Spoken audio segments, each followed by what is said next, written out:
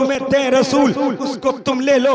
मैं आलम तसव्वुर में रब की बारगाह में अर्ज करता हूँ, मौला तूने बनाया बगैर किसी सहारे के, मौला आसमान बनाया तूने, जमीन बनाई तूने, रात बनाई तूने, दिन बनाया तूने, लोगों को पैदा किया तूने, जाना डाली तूने, दुनिया का निजाम चलाया तूने।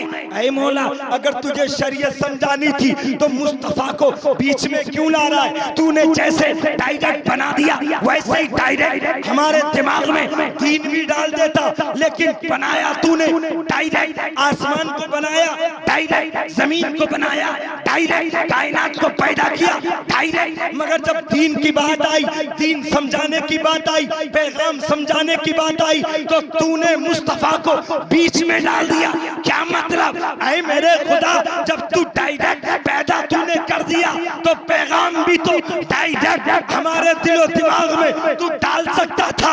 रब की रहमत जवाब देगी, ऐ मेरे बंदो मुझे मालूम है कि कुछ बंदे वो होंगे जो डायरेक्ट मुझ तक रिश्ता कायम करेंगे, डायरेक्ट दुआएं मांगेंगे, बेवसीले के मुझसे अपनी फरमाइश करेंगे।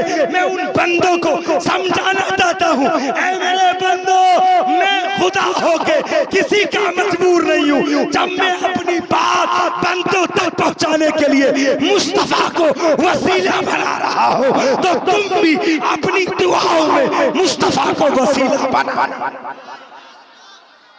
अपनी दुआओं में मुस्तफा को वसीला बना लेना। मुस्तफा को वसीला बना के अपनी रिक्वेस्ट, अपनी गुजारिशें, अपनी दुआएं मुझ तक पहुंचाने की कोशिश करना। अल्लाह रब्बुल इज्जत हमारी हर दुआ को कबूल फरमाएगा। एक तो अकीदत का पहलू था जो मैंने आपके सामने बयान कर दिया। दूसरा अब आमाल सालिहा के ताल्लुक से अल्लाह फरमाता मा ताकुमुर रसूल, जो कुछ तुम्हें रसूल दे उसको तुम ले लो, जिससे रसूल मना करे उससे रुक जाओ। ईमानदारी से बताओ, डीजा बजाना नबी ने कहा क्या? नचाना नहीं ना, ढोलक बजाना, उल्टी सीधी हरकत करना नहीं ना। अब मुसलमान कर रहे हैं वो जो मुस्तफा ने मना किया। क्या कर रहे हैं?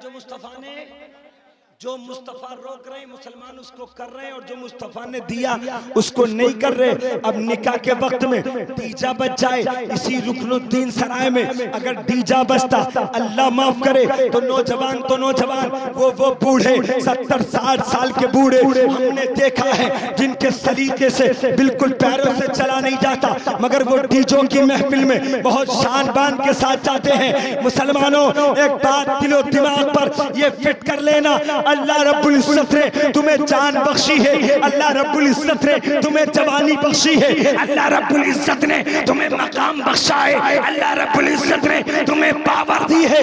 इस पावर का इस्तेमाल गलत मत करना, इस जवानी का इस्तेमाल गलत मत करना, इसलिए कि तुम बस्ती की किसी गली कूचे पे, किसी चौराहे पे डीजा बजाओगे और डीजा बजता है बहन बेटी की इज्जत को लूटने के लिए, डीजा बजता है बहन बेटी की इज्जत को नीलाम करने के लिए। अगर इस जलसे की जगह डीजा होता तो छतें भरी हुई नजर आती, हमारी बहन बेटी छत पे होती, हमारी बेटी छत पे होती, हमारी भतीजी छत पे होती, हमारी भांजी छत पे होती। नौजवानों होश के नाखून लो, इसलिए कि तुम किसी के दरवाजों पे नाचने गए हो, दूसरे की बहन बेटी की इज्जत को नीलाम करने गए हो। नबी के गुलाम इज्जत को नहीं लूटा करते, लुट्टू ही इज्जत को बचाया करते।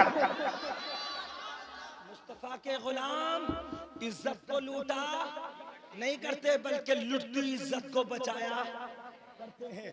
और अल्लाह माफ करे, मैं तो तकरीरों में कहा करता हूँ, कभी इंशाल्लाह मौका मिले तो आप बुलाना, वरना यूट्यूब पे बहुत तकरीरें हैं अल्हम्दुलिल्लाह, आप उस पे सुन सकते हैं।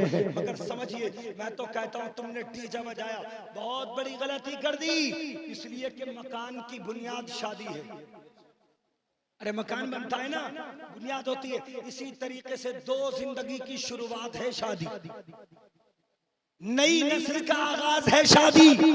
अगर तुमने इसकी बुनियाद में गलत काम डाल दिया ना, डीजा बजा लिया, मैंने देखा है जिसकी शादी में डीजा बज जाता है तो फिर खैरियत नहीं रहती, पूरी जिंदगी डीजा बजता रहता है। कभी सास का, कभी नंद का, कभी देवर का, कभी ससुर का, है ना, डीजा बज रहा है।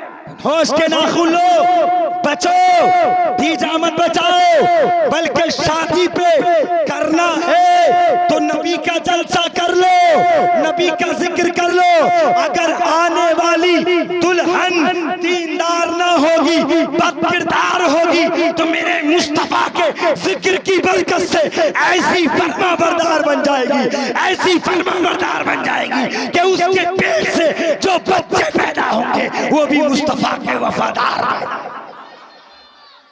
और ईमानदारी से सच्ची बात बता रहा हूँ, बारिश काफी हो गई, मगर समझ लिया आखिरी बात, इंशाल्लाह कभी मौका मिलेगा मैं आपको बता दूं। चंदोसी रोड पे एक गांव है, आखिरी बात सुन लो, डीजा बज रहा था, डीजा, और पूरा इंतजाम था, पूरा पंडाल लगा था, कई हजार लोगों का आने की उम्मीद थी, डीजे का इंतजाम था। मेरा प्रोग्राम गजरोला में था, मेरे पास फोन आया एक साहब का, बोले हजरत यहाँ डीजा कैंसिल करके नबी का जलसा रखा है। सुभान अल्लाह, डीजा कैंसिल करके, ईशा से पहले फोन आया, डीजा कैंसिल करके जलसा रखा है, आप आ जाइए। मैंने वहां किसी और को भेजा और मैं गया, नाम नहीं बताऊंगा मगर समझ लीजिए। मैं जब उस गांव में गया ना तो ऐसा माहौल था कि तकरीर सुनने आने के लिए कोई तैयार नहीं था, लेकिन मैंने जब सुनाया ना वही जुमला कि शादी से पहले, बारात से पहले, निकाह से पहले, दुल्हन के आने से पहले नबी का जलसा इसलिए करते हैं ताकि अल्लाह रब्बुल इज्जत हमारी बारातियों की लाज फरमा ले। सुभान अल्लाह, हमारी बारातियों की इज्जत फरमा ले। खुदा की कसम, वहां जो शादी थी ना, तो शादी में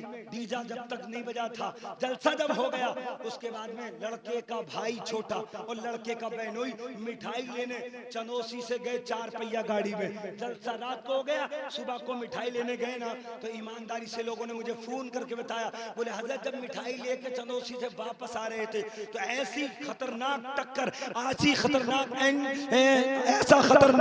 ऐसा खतरनाक एक्सीडेंट हुआ कि जो 4 पहिया की बिल्कुल छत थी वो पूरी की पूरी उड़ गई और खंडी में पड़ी थी 4 पहिया, मगर उसमें बैठने वाले जो 2 बंदे थे ना उन्हें खिरोंच तक नहीं आई। सुभान अल्लाह, उन्हें खिरोंच तक नहीं आई। क्या मतलब? ये नबी के जिक्र की बरकत है। सुनियो, जलसा करो, मजे की खातिर मत करना, दिखावे की खातिर मत करना, नबी का जिक्र करना है तो अल्लाह को राजी करने के लिए करना, मुस्तफा को राजी करने के लिए करना। अगर नबी राजी हो गए तो खुदा राजी हो जाएगा, और खुदा राजी हो जाएगा तो हमारी शादी के फंक्शन में अल्लाह खूब बरकतें अता फरमाएगा। मैं दिल से दुआ करूंगा अल्लाह रब्बुल इज्जत हमारे कल राशिद और नासिर भाई की बारात जानी है, अल्लाह मुस्तफ़ा का फैजान जारी और सारी फरमाए, आमीन। और कल होने वाले फंक्शन में अल्लाह खूब बरकतें अता फरमाए, नजर बस से महफूज फरमाए। इंशाअल्लाह कभी वक्त मिलेगा